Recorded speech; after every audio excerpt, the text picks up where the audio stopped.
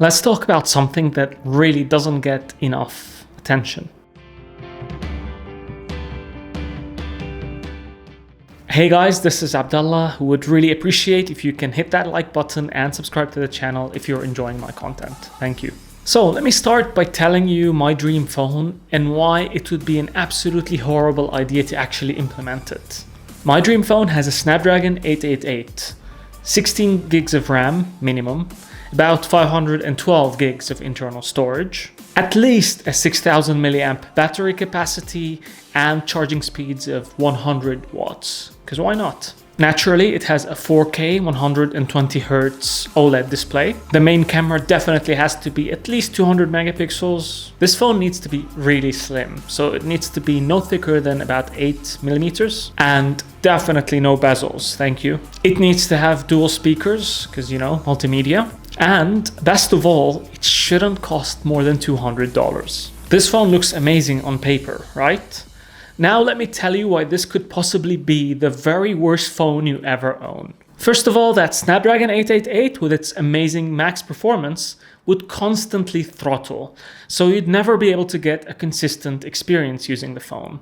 And second of all, that Snapdragon 888 has no proper thermal insulation, so the phone would constantly overheat, so it'd be very annoying to even hold it when you're gaming. As for the ridiculous RAM and storage, they would use the slowest speeds available on the market, so the phone might even lag when you're using it on a daily basis. This phone will most likely also block synthetic benchmarks because they want to hide what's going on under the hood. That humongous 6000 milliamp battery capacity might not even be able to last you until the end of the day.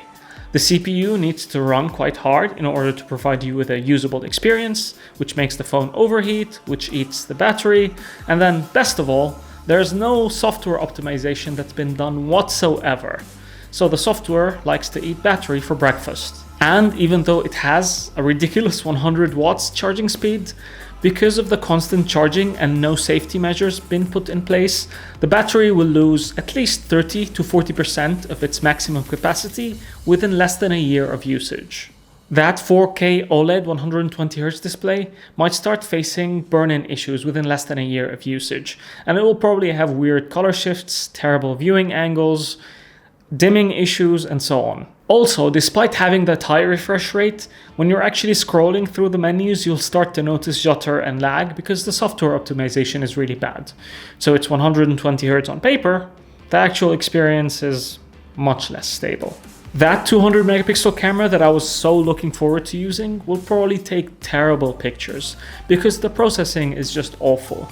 So the phone ends up taking pictures that are overexposed, oversaturated, oversharpened to make up for the lack of optimization. Not to mention the horribly slow, laggy camera interface and the very slow shutter speed, which means that if your subject is moving even slightly, the image is going to be blurry. That 8mm body that you've been salivating over because it's so thin and has minimum bezels, it will probably bend like a biscuit the moment you even try, and will most likely accidentally happen. And that's also partly because the phone is using the cheapest, most flimsy plastic possible for all the outer shell and the back layer of the phone. So if, God forbid, you ever drop it, even by accident, and even with a case, you'll most likely shatter the glass display as well. Then there's the haptic engine, which would cause the whole phone to vibrate when you're typing, which means that you'll immediately want to switch it off and never use it ever again. And those amazing dual speakers will make the phone rattle so much because of its poor construction that you will absolutely not want to turn the volume fully up. And then there are the other things that you can't spot on the spec sheet. This phone will also most likely be designed in a way that makes it impossible to repair. Because, let's face it, it was sold as cheaply as possible, so they make very tiny profit margins on every device sold. So it's in their benefit for the phone to break down within 6 months or a year, so that you can buy their new product released then. And of course, there's zero effort being put into how recyclable the phone is after you actually want to throw it away, because that actually costs money to implement when you want to produce a phone in the first place. And then there is the software experience. You'll be very lucky to receive any updates after the first year, and even the bugs that you faced from day one might never get addressed, or if they do, it will definitely not be in a timely manner.